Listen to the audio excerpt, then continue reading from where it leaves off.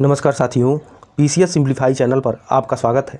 जो हम लोग आईएएस के जो टेस्ट देख रहे हैं यूपी पीसीएस आरओआर 2024 प्रीलिम के लिए, तो उसी में टेस्ट नंबर 13 का ये सेकंड पार्ट है और इसके पहले के जो प्रश्न वो करा दिए गए हैं और आप लोगों के लिए चैनल पर लगातार 1 जनवरी 2024 से लगातार करंट अफेयर का रिवीजन कराया जा रहा है।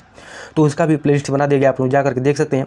और ये टेस्ट नंबर 13 है और इसके पहले के जो टेस्ट हैं वो भी चैनल पर अपलोड हो चुका है, उसका प्लेलिस्ट बना दिया गया है, आप लोग जा करके देख सकते हैं। ठीक है, और आप लोग चैनल पर नए हो तो चैनल को जरूर सब्सक्राइब कर लीजिए, ज़्यादा शेयर करिए, लाइक करिए। ठीक है, और जो टेलीग्राम लिंक है वहाँ जुड़ जाइए ताकि वहाँ पे और भी सूचनाएं वहाँ पे दी जाती हैं। तो चलिए देख लेते हैं क्या है प्रश्न।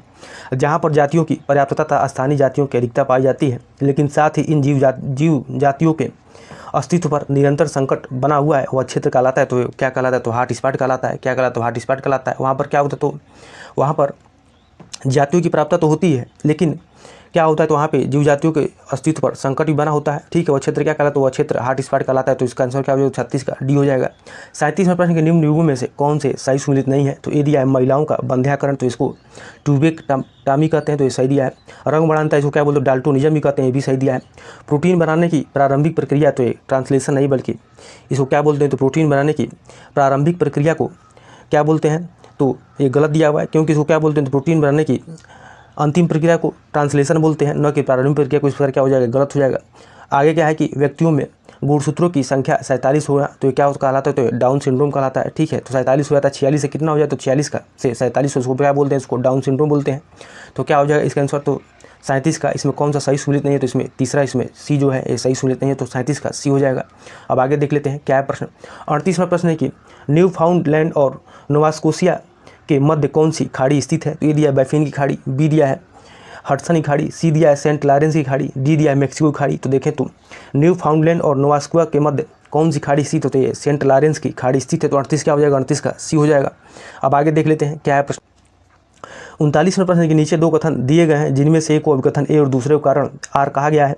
अभिकथन ए है कि भारत का उत्तरी भाग शीतोष्णकटिबंधीय में जबकि दक्षिणी भाग उष्णकटिबंधीय में स्थित है, फिर भी समस्त भारत में उष्णकटिबंधीय जलवायु पाई जाती है। तो देखें तो ये बिल्कुल सही दिया है। ठीक है, सही दिया अभिकथन। कारण क्या है कि उत्तरी सीमा पर स्थित विशाल हिमालय पर्वत उत्तरी ध्रुव से आने वाली शीतल पवनों को रोक देती है। तो देखें तो ये भी कारण भी उसका अभिकथन है, कारण बिल्कुल सही दिया हुआ है। तो इसका आंसर क्या हो जाएगा? तो इसका आंसर देखें तो 39 का ए हो जाएगा। ठीक है, 39 का ए हो जाएगा। थोड़ा सा इसके बारे में हम लोग देख लें तो देखें तो कर्क रेखा भारत के मध्य से होकर के गुजरती है। ठीक है, जिसके कारण क्या होता है? तो भारत जो है कि भारत का दक्षिणी भाग उष्णकटिबंधीय तथा उत्तरी भाग शीतोष्णकटिबंधीय में अवस्थित है। और भारत की उत्तरी सीमा पर देखेंगे तो भारत की जो उत्तरी सीमा है ये जो मैप भारत का देखेंगे तो उत्तरी सीमा में पर स्थित जो है कि विशाल हिमालय पर्वत भारतीय उपमहाद्वीप को मध्य एशिया से अलग करता है। वहाँ से आने वाले शीतल पवनों को क्या करता है? तो भारत में आने से रोकता है। यही कारण है कि समस्त भारत में देखें तो उष्णकटिबंधीय जलवायु पाई जाती है। ठीक है, तो इसका आंसर क्या हो जाएगा? तो 39 का ए हो जाएगा। अब आगे देख लेते हैं क्या है प्रश्न। 40वां प्रश्न है कि भारत में पाई जाने वाली लाल मिट्टी के संबंध में कौन सा कथन इसमें सही दिया है? देख लेते हैं। यह भारत में पाई जाने वाली मृदा में द्वितीय विशालतम मृदा वर्ग है, तो बिल्कुल ये सही दिया है। इसका सर्वाधिक विस्तार तमिलनाडु में है, तो इसका सर्वाधिक विस्तार देखें तो सही दिया है, भी तमिलनाडु में। लाल मिट्टी तमिलनाडु में ज़्यादा पाई जाती है। यह स्वभाव से क्षारीय प्रकृति की होती है, तो देखें तो ये गलत दिया हुआ है। ठीक है, ये गलत दिया हुआ है, क्योंकि ये क्षारीय प्रकृति की नहीं होती है। इस मिट्टी में क्या होता है? तो इस मिट्टी में लोहे एल्युमिनियम तथा चूने का अंश देखें तो अधिक होता है। और जीवांश आगे क्या दिया है? आगे ऑप्शन है कि इसमें जीवांश पदार्थ नाइट्रोजन तथा फास्फोरस की कमी पाई है। देखें तो ये कथन सही दिया हो, तो इस प्रकार इसका आंसर क्या हो जाएगा? तो तीसरा जो कथन है गलत दिया हुआ है। तो 40 का आंसर क्या हो जाएगा? तो 40 का सी हो जाएगा। ठीक है, अब आगे देख लेते हैं क्या है प्रश्न। 41वां प्रश्न के निम्नलिखित में से कौन सी दक्षिण अटलांटिक महासागर की ठंडी धाराएं? तो देखिए ये जो ठंडी कौन सी ठंडी धाराएं हैं, कौन सी गर्म धाराएं हैं, ये कहाँ से आती है? किस महासागर से आती हैं? कौन सी अटलांटिक महासागर की है, कौन सी हिंद महासागर की है, कौन सी प्रशांत महासागर की है? तो ये सब प्रश्न बहुत पूछता है। ठीक है, तो ये समझिए कि बहुत ही इंपॉर्टेंट टॉपिक है, तो आप लोग इसको अच्छे से तैयार कर लीजिएगा। तो देख लेते हैं क्या है। कौन सी दक्षिण अटलांटिक महासागर की ठंडी धाराएं हैं? तो ये दिया है फाकलैंड की धारा, बी दिया है, दूसरा दिया है कि ब्राज़ील की धारा, सी दिया है केनारी की धारा, चौथा दिया है बेंगुला की धारा। तो देखें तो इसमें जो है कि फाकलैंड की धारा और बेंगुला धारा ये दक्षिणी अटलांटिक महासागर की कैसी धारा है? तो ये ठंडी धारा है। तो क्या हो जाएगा? फाकलैंड की धारा और बेंगुला की धारा कैसी है? तो ये ठंडी धारा है। कहाँ की? तो दक्षिणी अटलांटिक महासागर की। तो क्या हो जाएगा?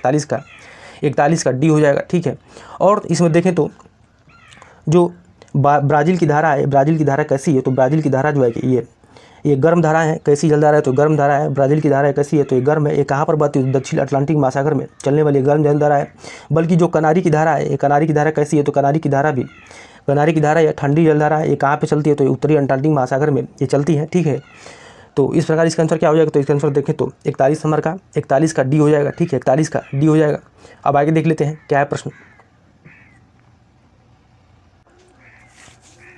42 नंबर प्रश्न है कि सूची 1 को सूची 2 से सुमिलित करें तथा नीचे दिए कूट की सहायता से सही उत्तर को चुनिए। तो एक को सूची 1 दिया, एक को सूची 2 दिया है, एक को देश दिया, एक को राजधानी दिया है। तो देखिए कोई भी पेपर हो जिसमें जीके जीएस आता हो उसमें राजधानी से एक या दो प्रश्न बनता ही है, ठीक है। तो देख लेते हैं। तो गिनी की राजधानी क्या है, तो गिनी की राजधानी कोनार्की है, ठीक है। गिनी की राजधानी क्या है, तो कोनार्की है। कोमोरोस की राजधानी क्या है, तो कोमोरोस की राजधानी क्या है, तो मोरोनी है, क्या है, मोरोनी है। सेनेगल की राजधानी क्या है, तो सेनेगल की राजधानी डकार है, ठीक है, डकार है। सेनेगल की राजधानी डकार है। और लीबिया की राजधानी क्या है, तो लीबिया की राजधानी त्रिपोली है, ठीक है।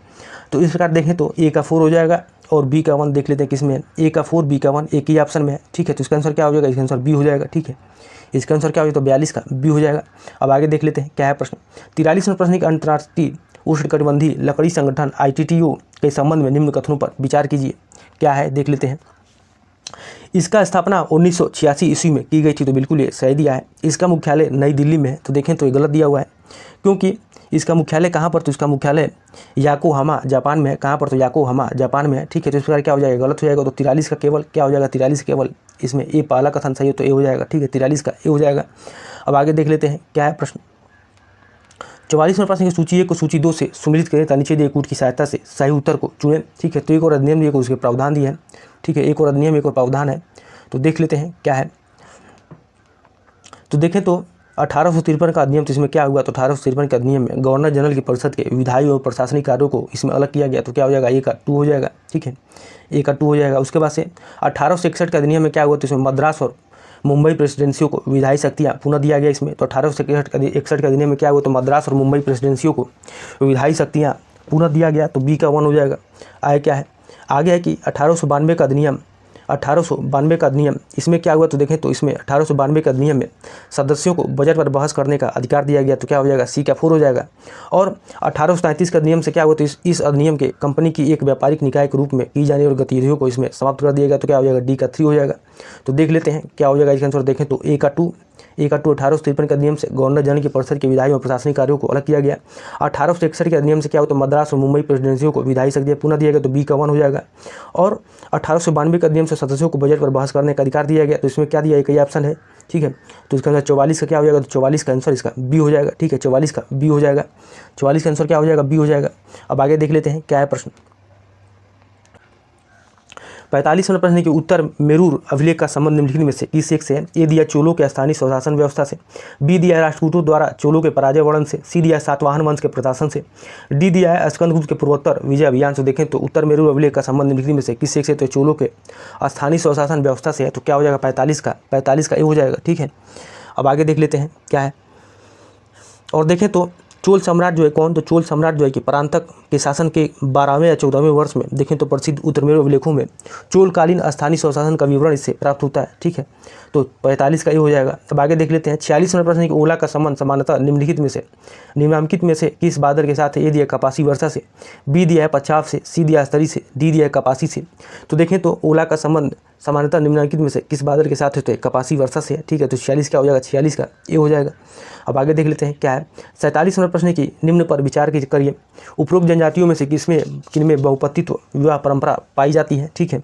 तो देखें तो पहला जो दिया है भील दिया है, दूसरा खासी दिया है, तीसरा जौनसारी दिया है, चौथा टोडा दिया है। तो देखें तो जो जौनसारी और टोडा जनजातियाँ इसमें देखें तो बहुपतित्व विवाह परंपरा पाई जाती है। तो क्या हो जाएगा, 47 का सी हो जाएगा, ठीक है। 47 का सी हो जाएगा। और देखें तो जो उत्तर प्रदेश में कौन सी जनजातियाँ पाई जाती है, जौनसारी पाई जाती है। वही टोडा कहाँ पे पाई जाती है, टोडा जो है ये टोडा तमिलनाडु क्षेत्र के नीलगिरी क्षेत्र में पाई जाने वाली ये जनजाति है। ये कैसी है, तो बहुपतित्व इसमें विवाह परंपरा है इसमें पाई जाती है। तो क्या हो जाएगा इसके अंदर, 47 का सी हो जाएगा। अब आगे देख लेते हैं 48वें प्रश्न की झील पर्यावरण में जीवी अनुकरण के साथ साथ पादपों एवं जंतुओं की संख्या विविधता में क्या होता है। तो ए बढ़ती है, बी दिया है घटती है, सी दिया है न घटती है न बढ़ती है, डी दिया पहले घटती है फिर बढ़ती है। देखें तो झील पर्यावरण में जीवी अनुकरण के साथ साथ पादपों जंतुओं की संख्या विविधता में क्या होता है, जिसमें बढ़ती है, क्या होता है, तो बढ़ती है। तो क्या हो जाएगा, 48 का ही हो जाएगा। अब आगे देख लेते हैं क्या है प्रश्न। 49वें प्रश्न की निम्नलिखित में से युग्म में से कौन सा एक सही सुमेलित नहीं है। एक और क्या दिया, एक और औद्योगिक प्रदेश दिया है, एक और देश दिया है। तो समझिए कि ये भी इंपॉर्टेंट टॉपिक है, इससे प्रश्न बनता ही है। ठीक है, तो क्या हो जाएगा, इसका आंसर देख लेते हैं। अलबामा ये कहाँ पर, तो अलबामा यूएसए अमेरिका में, तो सही दिया है। ठीक है, रूर क्षेत्र कहाँ पर, तो रूर आपका जर्मनी में है, ये भी सही दिया है। कैंटन बल्कि ये कहाँ दिया है, तो ये जापान में दिया है, तो ये गलत दिया है, क्योंकि कैंटन कहाँ पर, तो कैंटन आपका चीन में है। ठीक है, चीन में स्थित है। तो क्या हो जाएगा, ये गलत हो जाएगा।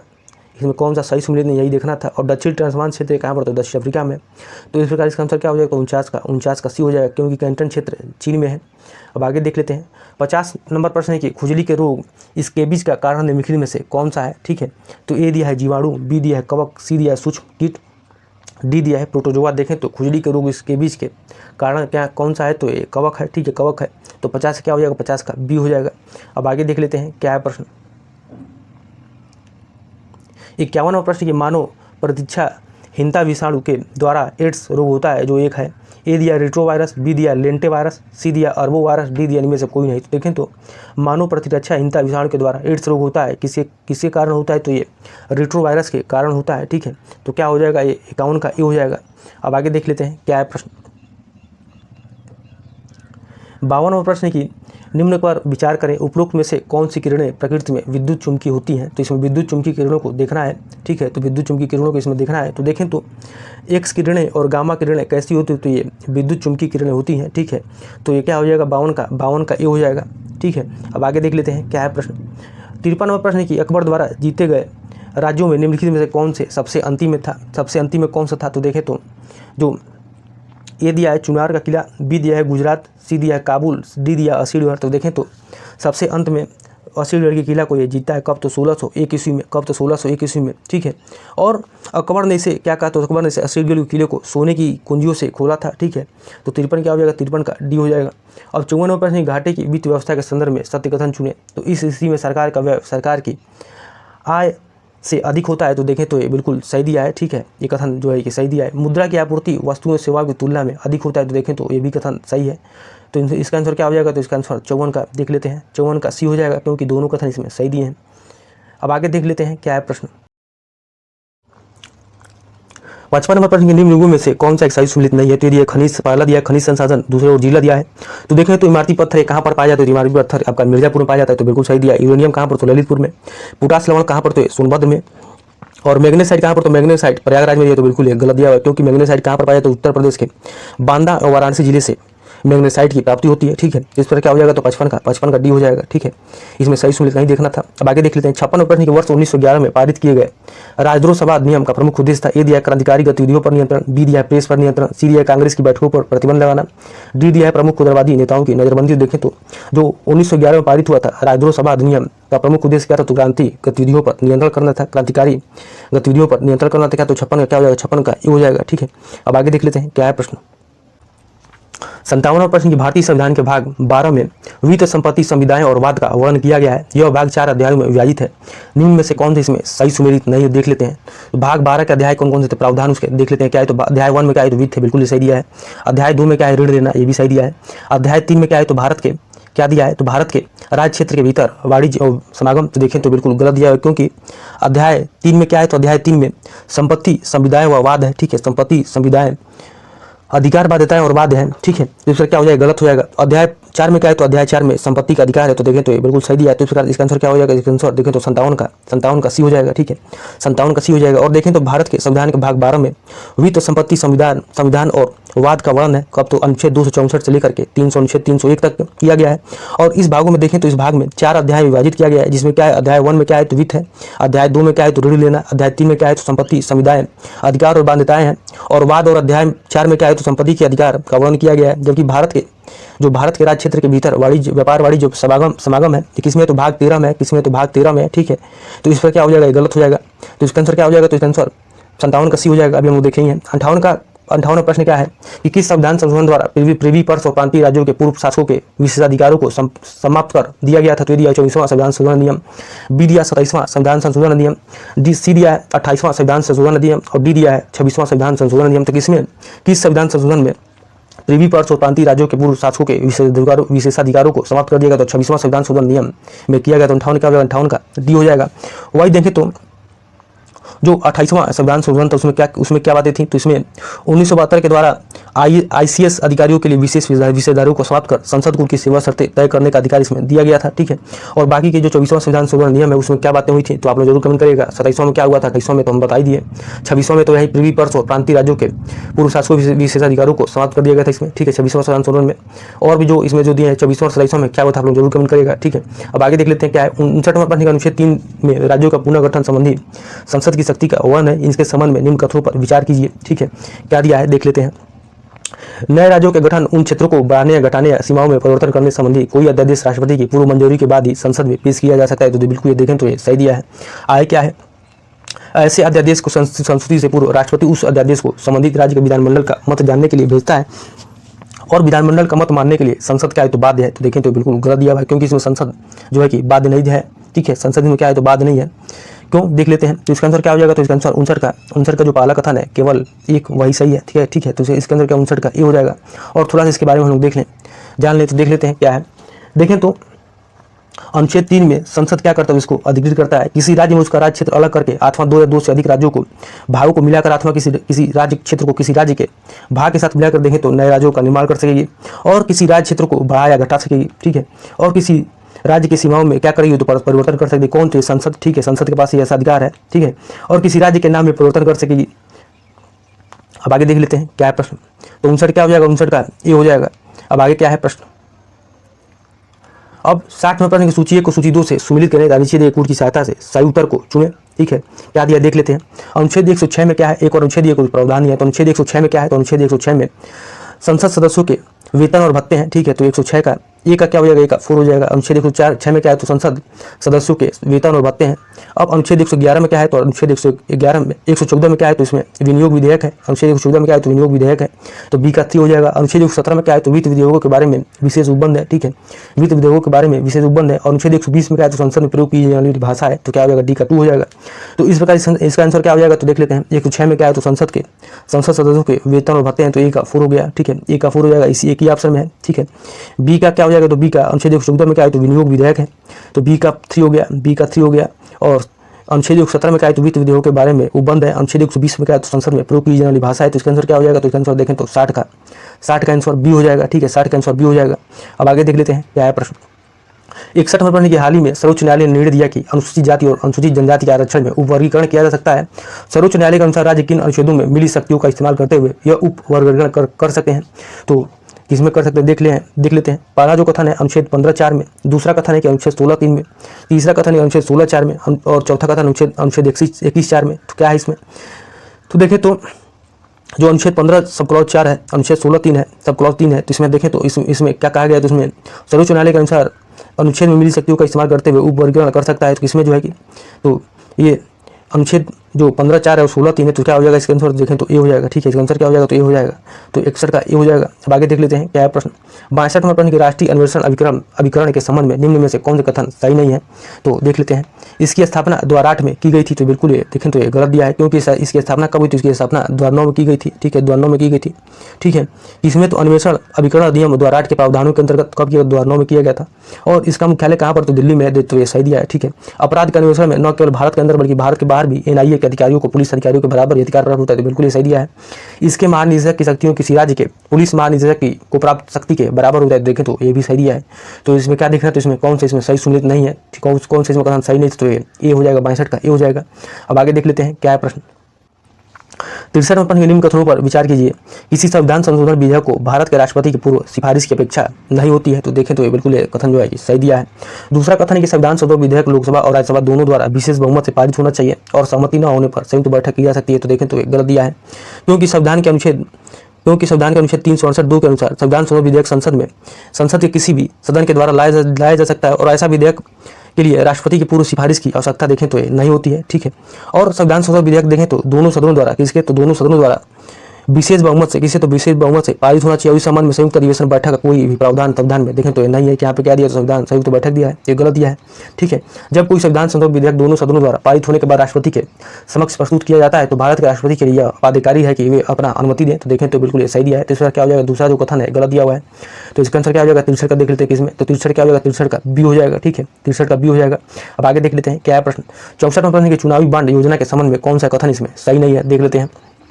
तो चुनावी बांड योजना की घोषणा वित्त मंत्री ने वर्ष 2017-18 के बजट भाषण में किया था, तो बिल्कुल ये सही दिया है। आगे क्या है कि चुनाव आयोग द्वारा मान्यता प्राप्त केवल वही राजनीतिक दल चुनावी बांड प्राप्त कर सकेंगे जिन्होंने पिछले लोकसभा विधानसभा चुनाव में कम से कम 1% मत प्राप्त किया हो, तो देखें तो ये भी सही दिया है। आगे क्या दिया है कि चुनावी बांड जारी होने की तिथि से 21 दिनों तक वैध रहता है, तो बिल्कुल गलत दिया हुआ है, क्योंकि ये कितने दिनों तक 15 दिनों तक वैध रहता है, ठीक है 15 दिनों तक वैध रहता है, तो इसका क्या हो जाएगा, गलत हो जाएगा। आगे क्या है कि पात्र राजनीतिक दलों द्वारा चुनावी बांड की अपने खाते में जमा करके उसी दिन भुगतान प्राप्त कर सकते हैं, तो देखिए तो ये भी सही दिया है। तो फिर क्या हो जाएगा इसका आंसर, तो इसका आंसर 64 का सी हो जाएगा।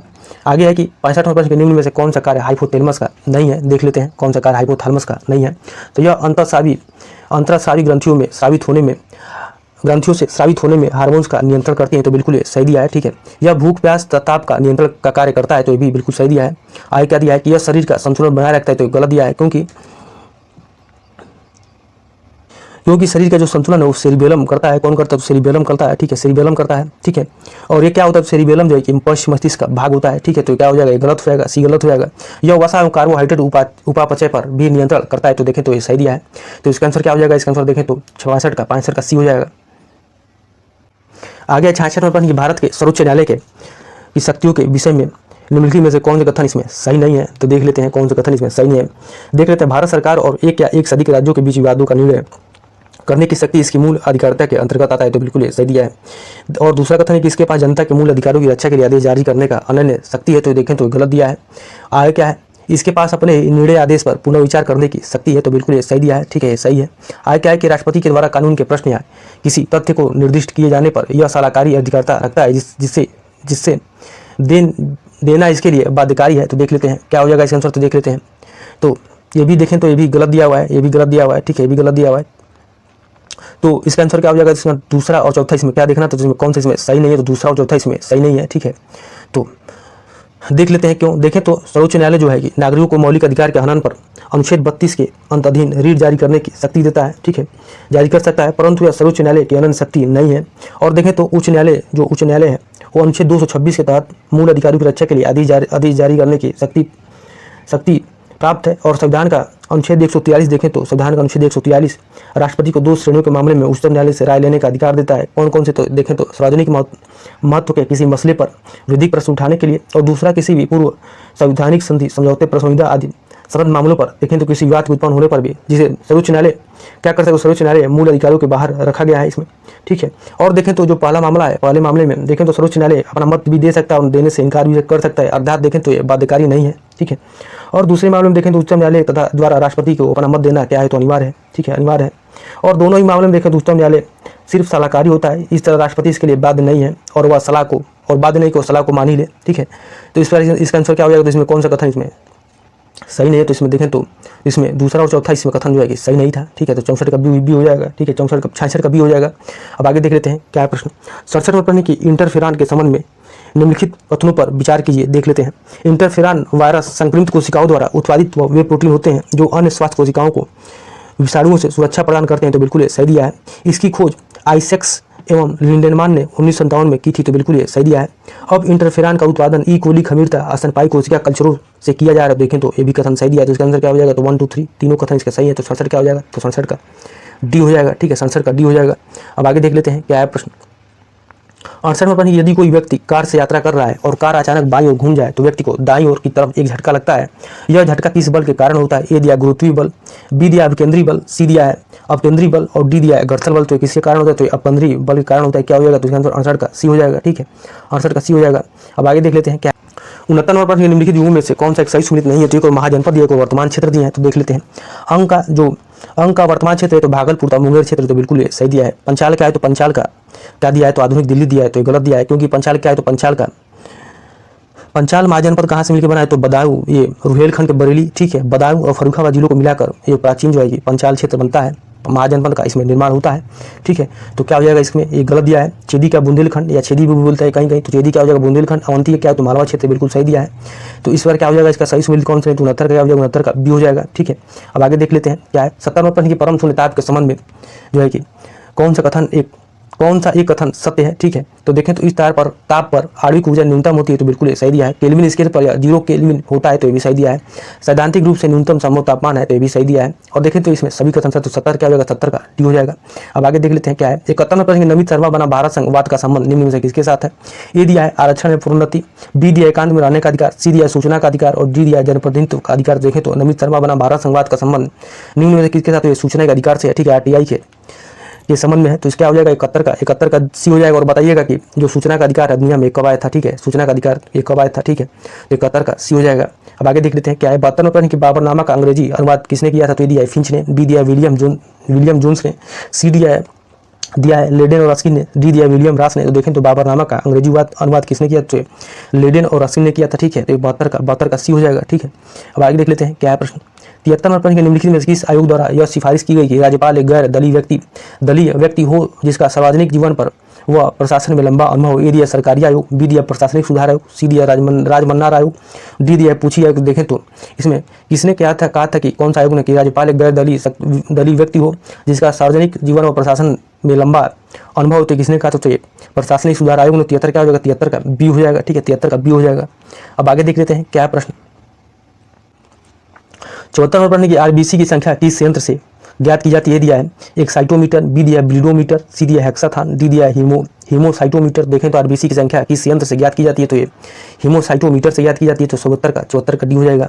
अब आगे देख लेते हैं 75वें प्रश्न के निम्नलिखित में किस संस्था का उद्देश्य है निजी उद्यमिता को प्रोत्साहित करने हेतु बिना सरकारी गारंटी के सदस्य देशों को ऋण उपलब्ध कराना है? ए दिया अंतर्राष्ट्रीय विकास मंच, बी दिया विश्व आर्थिक मंच, सी दिया अंतर्राष्ट्रीय वित्त निगम और डी दिया है बहुपक्षीय निवेश गारंटी एजेंसी। देखें तो इस एक संस्था का उद्देश्य क्या है कि निजी उद्यमिता को प्रोत्साहित करने हेतु बिना सरकारी गारंटी के सदस्य देशों को ऋण उपलब्ध कराना है। तो अंतर्राष्ट्रीय कौन करता है? तो अंतर्राष्ट्रीय वित्त निगम ऋण उपलब्ध कराता है, ठीक है, तो क्या हो जाएगा?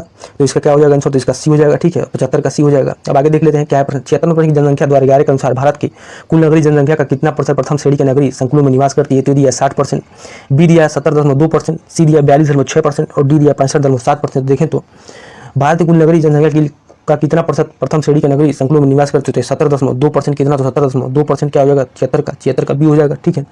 अब आगे देख लेते हैं और देखें तो भारत में कुल संख्या कितना है? तो 468 है। कितना है? तो 468 है, ठीक है, जो जिसको संकुल नगर ये कहते हैं। नगरीय संकुल कितने हैं? तो नगरीय संकुल नगर कितने हैं? तो ये 468 है, जो वर्ग 1 में आते हैं, ठीक है। अब आगे देख लेते हैं 76 का बी हो जाएगा। 77 नंबर प्रश्न के निम्नलिखित पर विचार करें। पहला क्या देखना है इसमें? उपरोक्त सागरों को दक्षिण से उत्तर के क्रम में व्यवस्थित करें। तो दक्षिण से क्या देखना है? तो इसमें दक्षिण से जो है कि दक्षिण से उत्तर की ओर देखना है, ठीक है, दक्षिण से उत्तर की ओर देखना है। तो देख लेते हैं क्या है। तो पहला दिया है जापान सागर, दूसरा दिया है बेरिंग सागर, तीसरा दिया है पीला सागर, चौथा दिया है पूर्वी चीन सागर, ठीक है। दक्षिण से उत्तर में देखेंगे तो सबसे पहले क्या आएगा? सबसे पहले पूर्वी चीन सागर, ठीक है। उसके बाद से क्या आएगा? पूर्वी चीन सागर हो गया। उसके बाद से देखेंगे तो उसके बाद से पीला सागर, ठीक है, पीला सागर। उसके बाद से जापान सागर, फिर बेरिंग सागर, ठीक है। लास्ट में क्या आ जाएगा? सबसे ऊपर, सबसे उत्तर में, तो सबसे उत्तर में बेरिंग सागर आ जाएगा, ठीक है। तो इसका आंसर देख लेते हैं क्या हो जाएगा। सबसे पहले पूर्वी चीन सागर, ठीक है, उसके बाद से पीला सागर, उसके बाद से क्या आ जाएगा? उसके बाद से जापान सागर और सबसे लास्ट में बेरिंग सागर। तो इसका आंसर क्या होगा? 77 का सी हो जाएगा, ठीक है, 77 का सी हो जाएगा। अब आगे देख लेते हैं क्या है प्रश्न। 78 नंबर निम्नलिखित में से कौन एक जालियांवाला बाग हत्याकांड से संबंधित हंटर कमेटी में भारतीय सदस्य नहीं था? ए दिया चिमनलाल सीतलवाड़, बी दिया है महात्मा गांधी, सी दिया है साहबजादा सुल्तान अहमद और डी दिया जगत नारायण। तो देखें तो जालियांवाला बाग हत्याकांड संबंधित हंटर कमेटी में भारतीय सदस्य कौन नहीं? तो महात्मा गांधी नहीं थे। तो क्या हो जाएगा? 78 का। कि 79 नंबर प्रश्न है। सूची 1 को सूची 2 से सुमेलित किया जाता है। नीचे दिए कूट की सहायता से सही उत्तर को चुनिए। तो एक सर्जी अंगदे को प्रमुख कार्य दिया है। तो वृक्क का कार्य क्या है? तो वृक्क का कार्य नाइट्रोजनी अपशिष्ट पदार्थ तथा टॉक्सिक्स को बाहर करता है, ठीक है। यकृत का कार्य है तो अमोनिया को यूरिया में बदलना है, ठीक है। तो बी का 1 हो जाएगा, ए का 4 हो जाएगा, ठीक है।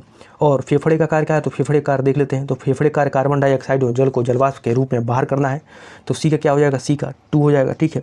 और त्वचा का कार्य क्या है? तो जल खनिज लवण को शरीर से बाहर करता है, ठीक है। तो क्या हो जाएगा? डी का 3 हो जाएगा। तो इसका आंसर देख लेते हैं। तो 79 का ए का 4 हो गया, ठीक है, ए का 4 हो गया। और यकृत बी का 1 हो गया।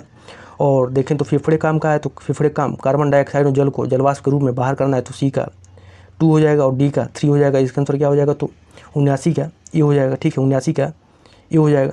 अब आगे देख लेते हैं क्या है प्रश्न। 80वें प्रश्न की ऑक्सीशोषण में ग्लाइकोलाइसिस की क्रिया संपन्न होती है जिसमें ग्लूकोज का अणु विघटित होकर पाइरुविक अम्ल का अणु बनाता है। यदि इस क्रिया में ग्लूकोज के 3 अणु विघटित होंगे तो पाइरुविक अम्ल के कितने अणु बनेंगे, ठीक है, कितने अणु बनेंगे देख लेते हैं।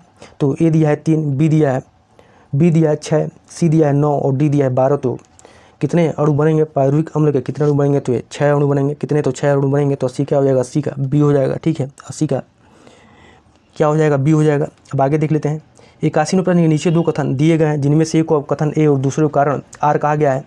अब कथन ए है कि गुरुत्वीय त्वरण का मान भूमध्य रेखा पर सबसे कम तथा ध्रुवों पर सबसे अधिक होता है, तो बिल्कुल ये सही दिया है। ठीक है, दूसरा कथन कारण क्या है इसका, तो पृथ्वी पर गुरुत्वीय त्वरण का मान पृथ्वी की त्रिज्या पर निर्भर करता है, तो फिर देखें तो भी कारण भी इसका सही दिया है। तो इसका आंसर क्या हो जाएगा, तो इसका आंसर 81 का ए हो जाएगा। ठीक है, 81 का ए हो जाएगा, क्योंकि देखें तो जो गुरुत्वीय त्वरण बराबर क्या होता है, तो G M E upon R E 2 होता है। ठीक है, जहाँ जी क्या हो तो जी जो है कि सर्वाधिक गुरुत्वाकर्षण नियतांक है, और एम ई क्या है तो एम ई जो है कि पृथ्वी का द्रव्यमान है, और आर ई क्या है तो आर ई जो है कि पृथ्वी की त्रिज्या है। अर्थात गुरुत्वीय त्वरण का मान क्या हो जाएगा, तो अर्थात गुरुत्वीय त्वरण का मान जी एम ई व आर ई पर निर्भर करता है।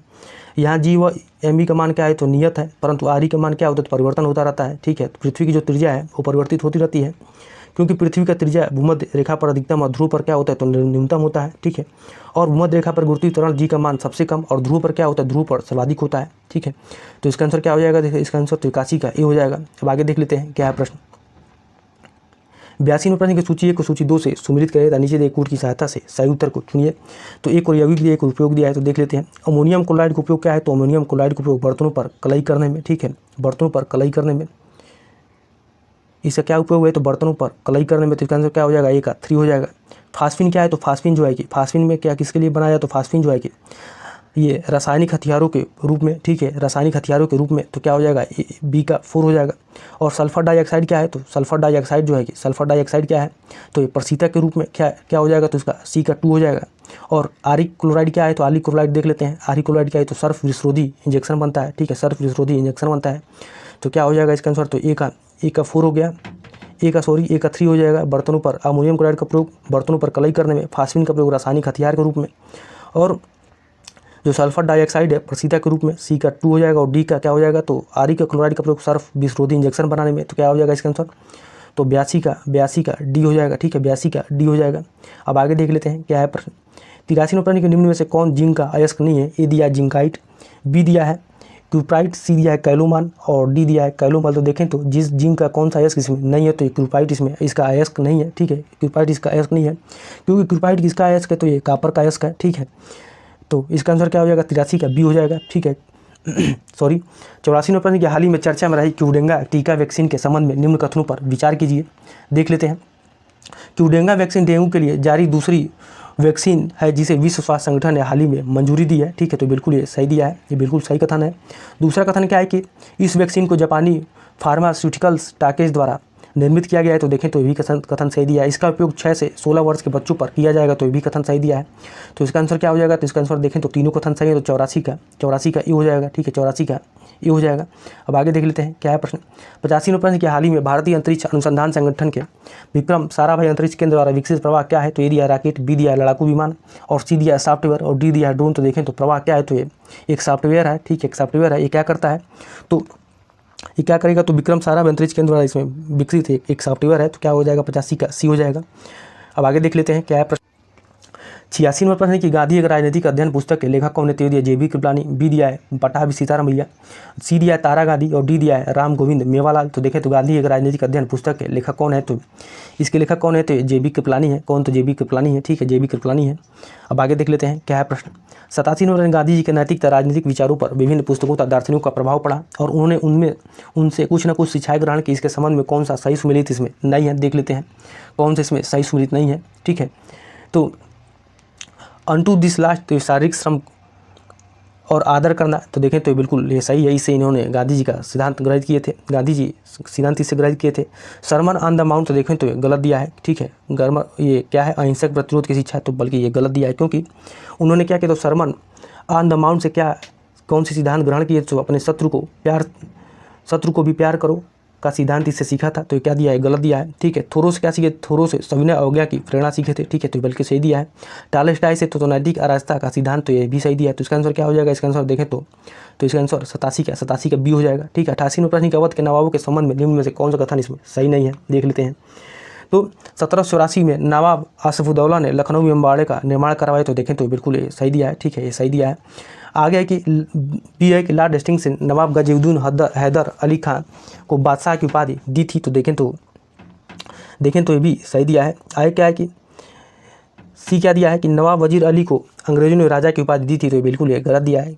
ठीक है, बिल्कुल ये गलत दिया है, क्योंकि अंग्रेजों द्वारा राजा की उपाधि 1819 ईस्वी में नवाब किसको, तो नवाब शहादत अली खां को दी गई थी, न कि वजीर अली को। तो ये क्या हो जाएगा, ये गलत हो जाएगा। आएगा कि शहादत अली खां ने अंग्रेजों से सहायक संधि की। तो ये बिल्कुल ये सही दिया है। तो इसका आंसर क्या हो जाएगा, तो इसमें क्या देखना, तो कौन सा इसमें सही नहीं है, तो इसमें सी जो है कि सही नहीं है। अब आगे देख लेते हैं। 89वां प्रश्न है, शिवाजी द्वारा प्रारंभ में विभिन्न किलों को जीता गया, इन किलों को जीतने का सही क्रम के संबंध में कौन सा इसमें सही है। ठीक है, देख लेते हैं। तो सबसे पहले सिंहगढ़ किला जीते थे कब, तो ये सिंहगढ़ किला जो है कि कब जीते थे, तो 1843 में। कब, तो 1843 में जीते थे। उसके बाद से राजगढ़ किला कब, तो 1646 ईस्वी में। ठीक है, और तोरल तथा राजगढ़ को कब जीते थे, तो ये जो है कि 1647 में। कब, 1647 में। और कुंडाना तथा चाकन पर कब, तो 1654 में। ठीक है, 1654 में। और पुरंदर कब विजय प्राप्त किया, तो 1656 में। ठीक है, तो सबसे लास्ट में क्या है, सबसे लास्ट में पुरंदर दिया है। तो इस पर क्या हो जाएगा, देखेंगे चारों ऑप्शन में, तो सबसे लास्ट में क्या दिया है, तो पुरंदर दिया है। ठीक है, सबसे लास्ट में क्या दिया है, ऐसे भी आप लोग एलिमिनेट कर सकते हैं। तो पुरंदर की कब जीते, तो पुरंदर को कब जीते, तो ये 1656 ईस्वी में। ठीक है, तो ये सबसे लास्ट में यही दिया है। तो क्या हो जाएगा इसका आंसर देखें तो इसका आंसर क्या हो जाएगा, तो इसका आंसर 89 का डी हो जाएगा। अब आगे देख लेते हैं क्या है। 90 नंबर प्रश्न के निम्न कथनों पर विचार कीजिए। प्रार्थना समाज की स्थापना 1868 ईस्वी में आत्माराम पांडुरंग ने मुंबई में की थी। तो बिल्कुल गलत दिया है, क्योंकि 1868 में नहीं बल्कि कब, तो 1867 ईस्वी में मुंबई में की गई थी। ठीक है, आगे है कि महादेव गोविंद राणा ने शिक्षा के प्रसार के लिए 1884 ईस्वी में पुणे में दक्कन एजुकेशनल सोसाइटी की स्थापना की थी। तो बिल्कुल ये सही दिया है। तो इस पर क्या हो जाएगा, इसमें कौन सा कथन इसमें सही है। दूसरा कथन इसमें देखेंगे तो सही है। तो केवल क्या हो जाएगा, केवल 2 हो जाएगा, 90 का बी हो जाएगा। आगे है 91 प्रश्न, निम्न में से कौन सा सही सुमेलित नहीं है। तो निम्न पूर्व पाषाणकालीन उपकरण दिए को विशेषता दिया है। ठीक है, तो देख लेते हैं इसमें कौन सा इसमें सही सुमेलित नहीं है। तो देख लेते हैं चापर क्या होता है। तो चापर जो है कि बड़े आकार वाला उपकरण जिसके ऊपर दोनों किनारों को छीलकर उनमें धार बनाई गई थी। तो ये देखें तो ये गलत दिया है, क्योंकि चापर क्या होता है, तो चापर जो है कि चापर जो है कि बड़े आकार का उपकरण होता था, जो पेबुल से बना, किससे, तो पत्थर से बनाया जाता था। और इसके ऊपर एक कहीं और क्या होता, तो एक कहीं और फलक निगार कर धार बनाई गई होती थी। तो क्या दिया है, गलत दिया है।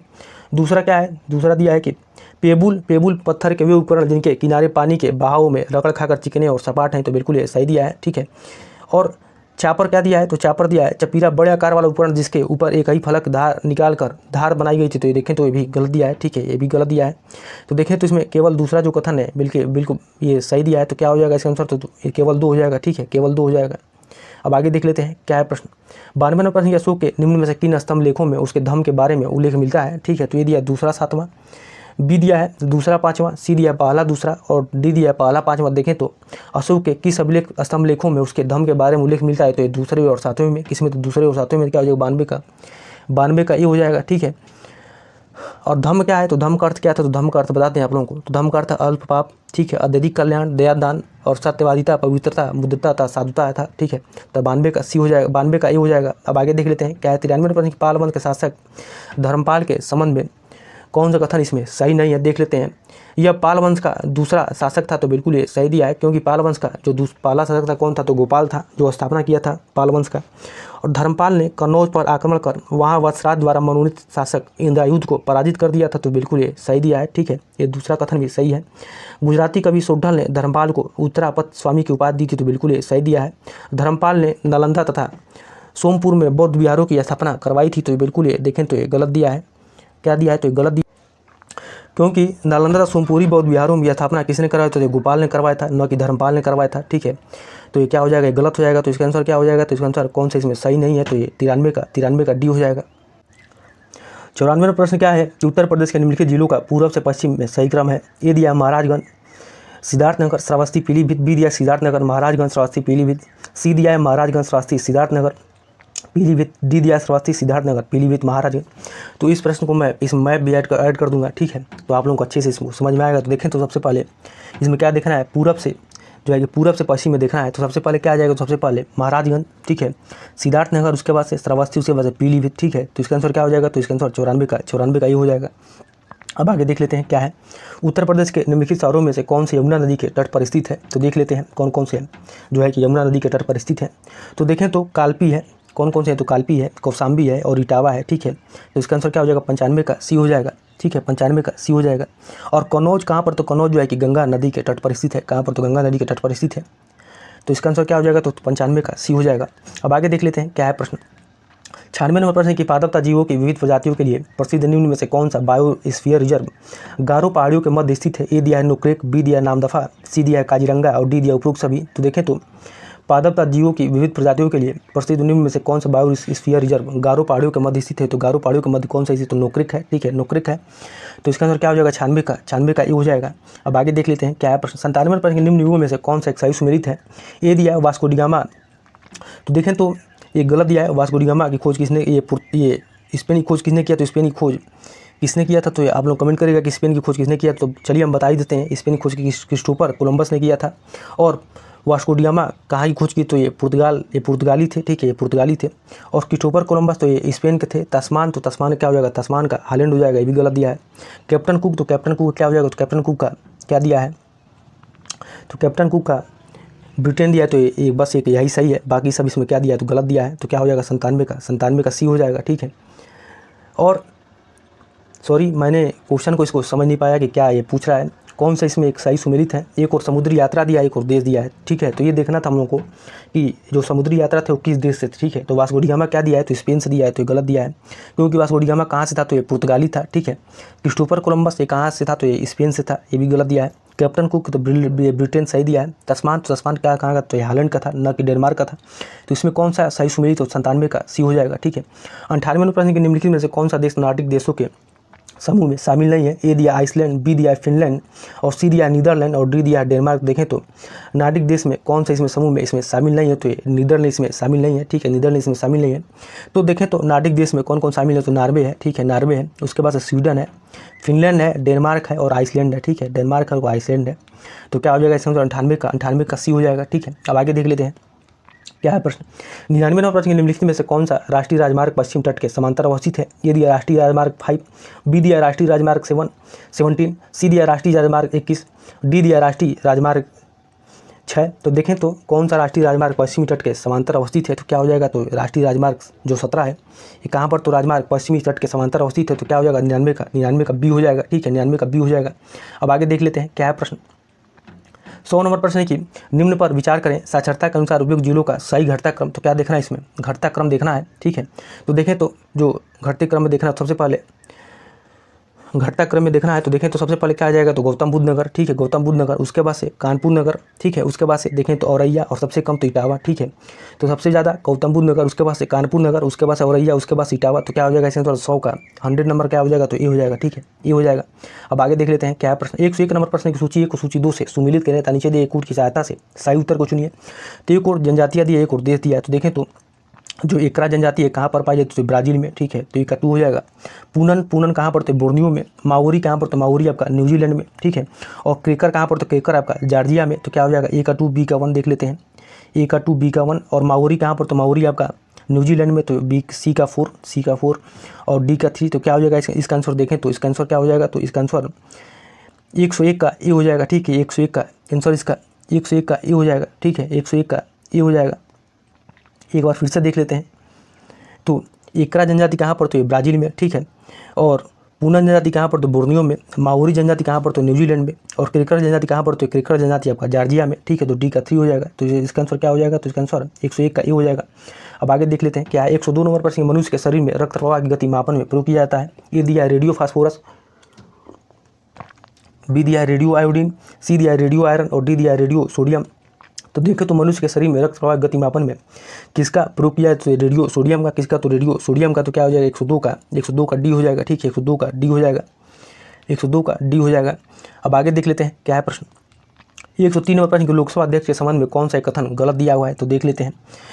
बिना संसद की सदस्यता के कोई व्यक्ति 6 माह तक लोकसभा अध्यक्ष के रूप में कार्य कर सकता है। तो देखें तो ये गलत दिया है, क्योंकि कार्य नहीं कर सकता है, ठीक है।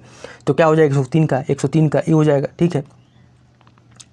देखें तो लोकसभा की सदस्यता के बिना कोई भी व्यक्ति लोकसभा अध्यक्ष नहीं बन सकता है, तो 103 का ए हो जाएगा। आगे क्या है कि उसे लोकसभा के तत्कालीन सदस्यों को बहुमत से पारित संकल्प द्वारा उसके पद से हटाया जा सकेगा, तो ये सही दिया है। इसका चयन लोकसभा के सभी सदस्यों द्वारा किया जाता है, तो ये भी सही दिया है। वो अपने कास्टिंग वोट का प्रयोग समानता नहीं करता है, तो ये भी सही दिया है। तो क्या हो जाएगा इसका आंसर, देखें तो इसका आंसर 103 का ए हो जाएगा। अब आगे देख लेते हैं क्या है प्रश्न। 104 नंबर प्रश्न की नीचे दो कथन दिए गए जिनमें से एक उपकथन ए और दूसरे को कारण आर कहा गया है। गुजरात के सुल्तान महमूद बेंगड़ा ने द्वारका की विजय की, तो बिल्कुल ये सही दिया है। और ये बहुत देखें तो ये भूखड़ था, दिन भर खाता पीता रहता था। और जब आप पढ़ेंगे एनसीईआरटी की बुक जब पढ़ेंगे मध्यकालीन भारत की, तो देखेंगे उसमें बहुत अच्छा इसकी कहानी बताई गई है। और देखेंगे तो क्या करता है, जब मक्खी जब इसके शरीर पर बैठती थी तो इसके शरीर में इतना विष होता था कि भी वो मच्छी भी जो मक्खी होती तो मर जाती थी। ठीक है, तो क्या हो जाएगा, तो ये देखें तो इसमें सही दिया है। और इस क्षेत्र में रहने वाले समुद्री डाकू इस बंदरगाह से मक्का जाने वाले हज यात्रियों को लूटा करते थे, देखें तो ये भी सही दिया है। ठीक है, ये भी सही दिया है, कारण इसका सही है। तो क्या हो जाएगा 104 का ए हो जाएगा। ठीक है, 104 का ए हो जाएगा। अब आगे देख लेते हैं क्या है प्रश्न। 105 नंबर प्रश्न, गोलकुंडा राज्य के संबंध में निम्न कथनों पर विचार कीजिए। क्या है देख लेते हैं। गोलकुंडा का अंतिम सुल्तान सिकंदर अली कुतुब शाह था, तो देखें तो ये गलत दिया है। ठीक है, गलत दिया है, क्योंकि गोलकुंडा का अंतिम सुल्तान कौन था, तो अंतिम सुल्तान जो है कि अंतिम शासक कौन था, तो अबुल हसन कौन, तो अबुल हसन कुतुब शाह था। ठीक है, न कि सिकंदर अली कुतुब शाह था, तो ये क्या हो जाएगा, गलत हो जाएगा। दूसरा कथन है कि औरंगजेब ने 1687 ईस्वी में गोलकुंडा को मुगल साम्राज्य में मिला लिया, तो बिल्कुल सही है। तो क्या हो जाएगा इसका आंसर, तो क्या हो जाएगा, तो देखें तो पहला जो कथन है गलत दिया है, दूसरा कथन सही दिया, तो इसका आंसर क्या हो जाएगा, तो बी हो जाएगा। ठीक है, 105 का बी हो जाएगा। ठीक है, अब आगे देख लेते हैं क्या है प्रश्न। 106 नंबर प्रश्न, निम्न में से कौन सा अकबर द्वारा जारी किया गया सोने का सिक्का नहीं था। ए दिया है मुहर, बी दिया है आत्मा, सी दिया है बिनसात और डी दिया है चंदन। देखें तो अकबर द्वारा जारी किया गया सोने का सिक्का कौन सा नहीं था, तो ये चंदन इसमें नहीं था। ठीक है, चंदन नहीं था, बाकी सब थे। बाकी सब क्या था, तो सही थे, बाकी सब थे। अब देख लेते हैं कौन कौन से सिक्के अकबर द्वारा जारी किए गए जो सोने के बने थे। तो मुहर था, ठीक है, मुहर था, संसब था, इलाही था। ठीक है, इलाही था, भी पूछ लेता है कि इलाही भी सोने के सिक्के किसने जारी किए थे। आत्मा था, रहस था, बिनसात था। ठीक है, उसके बाद से चगुल था और लाले जलाली था, रुपया था। ठीक है, जलाली सिक्के भी अकबर ने ही चलवाए थे। दरब था, चंदन था। ठीक है, चरण था, सूकी था, द आदि अकबर द्वारा जारी किए गए। कैसे, तो ये चांदी के सिक्के थे। तो चांदी के सिक्के कौन कौन से थे, तो देख लेते हैं। रुपया था, ठीक है, जलाली था, दरब था, चंदन था, चरण था, सूकी था, द था। ठीक है, ये सब कैसे थे, तो ये चांदी के सिक्के थे। बाकी जो बताए हैं ऊपर वो कैसे थे, तो ये सोने के थे। तो सोने कौन कौन सिक्के थे एक बार फिर से देख लेते हैं। तो मुहर था, ठीक है, संसब था, इलाही था, इलाही का ऐसा सिक्का था तो सोने का था। ठीक है, आत्मा था, रहस था, बिनसात था, चगुल था और लाले जलाली था, कैसे, तो सोने के सिक्के थे। 107 में प्रश्न, गंगा एक्सप्रेसवे के संबंध में निम्न कथनों पर विचार कीजिए, कूट के माध्यम से सही कथन को चुने। तो देख लेते हैं क्या है। यह उत्तर प्रदेश का सबसे लंबा एक्सप्रेसवे है, तो बिल्कुल ये सही दिया है। ठीक है, ये सही दिया है। यह उत्तर प्रदेश के 11 जिलों से होकर के गुजरेगा, तो ये गलत दिया है, क्योंकि ये कितने जिलों से होकर गुजरेगा, तो ये 12 जिलों से होकर के गुजरेगा, तो ये गलत दिया है। तीसरा है कि इसकी सबसे अधिक लंबाई बदायूं जिले में पड़ेगी, तो ये बिल्कुल ये सही दिया है। ठीक है, ये सही दिया है। आगे है कि इस एक्सप्रेसवे पर 5 औद्योगिक कॉरिडोर बनाए जाएंगे, तो ये भी सही दिया है। तो इसका आंसर क्या हो जाएगा, इसका आंसर देखें तो 107 का सी हो जाएगा। 107 का आंसर सी हो जाएगा। अब आगे देख लेते हैं। ठीक है, और आप लोग कमेंट करिए कि जो 12 जिले हैं वो कौन कौन से हैं, आप लोग जरूर कमेंट करिएगा। ठीक है, अब आगे देख लेते हैं। और जो औद्योगिक कॉरिडोर हैं वो कहाँ पे बनाए जाएंगे, कितने रहेंगे। ठीक है, तो कौन कौन से बनेंगे तो आप लोग बताइएगा। ठीक है, ये भी कमेंट करिएगा। तो इसका आंसर क्या हो जाएगा, सी हो जाएगा। अब आगे देख लेते हैं क्या है प्रश्न। 108 में प्रश्न, उत्तर प्रदेश के ऐसे मंडलों की संख्या कितनी है जिनके अंतर्गत 6 जिले शामिल हैं। ठीक है, तो देख लेते हैं कौन कौन जिले इसमें शामिल है। तो ए दिया है 2, बी दिया है 3 और सी दिया है 4 और डी दिया है 5। देखें तो उत्तर प्रदेश के ऐसे मंडलों की संख्या कितनी है जिनके अंतर्गत 6 जिले शामिल हैं, तो कौन से, तो ये 3 है। ठीक है, तो क्या हो जाएगा, 108 का बी हो जाएगा। ठीक है, और ये कौन कौन है, तो देखें तो लखनऊ है। ठीक है, लखनऊ है, कानपुर है और मेरठ है। ठीक है, 3 मंडल हैं। अब आगे देख लेते हैं क्या है प्रश्न। 109 प्रश्न, 7 जून 2024 को भारतीय रिजर्व बैंक द्वारा जारी प्रमुख बैंकिंग दरों के संबंध में कौन सा सही सुमेलित नहीं है। तो एक और बैंकिंग दर दिया है, एक और क्या दिया, तो एक और स्थिति दिया है। तो देख लेते हैं। रेपो दर तो 6.5%, तो बिल्कुल सही दिया है। रिवर्स रेपो दर क्या दिया है, 3.50%, तो ये गलत दिया है, क्योंकि रिवर्स रेपो दर क्या है, तो 3.35% है। कितना है, तो 3.35% है। ठीक है, आगे है कि बैंक दर, तो बैंक दर कितना है, तो बैंक दर 6.75% है, तो बिल्कुल ये सही है। ठीक है, ये सही दिया है। नगद आरक्षण अनुपात क्या है, ठीक है, तो ये 4.5% है, तो भी बल्कि ये सही दिया है। ठीक है, इसमें कौन सा इसमें सही सुमेलित नहीं है, तो देखें तो इसमें जो रिवर्स रेपो दर है ये सही सुमेलित नहीं है, क्योंकि कितना है, तो ये कितना दिया है, 3.5% दिया है, बल्कि कितना है, तो 3.35% है। ठीक है, और भाई MSF कितना है, तो MSF कितना है, दर कितना है, तो 6.75% है। ठीक है, और समधिक तरलता अनुपात कितना है, तो 18% है सबसे ज़्यादा। ठीक है, 18% है। तो क्या हो जाएगा इसके आंसर, तो देखें तो 109 का डी हो जाएगा। 110 नंबर प्रश्न, निम्न कथनों पर विचार कीजिए।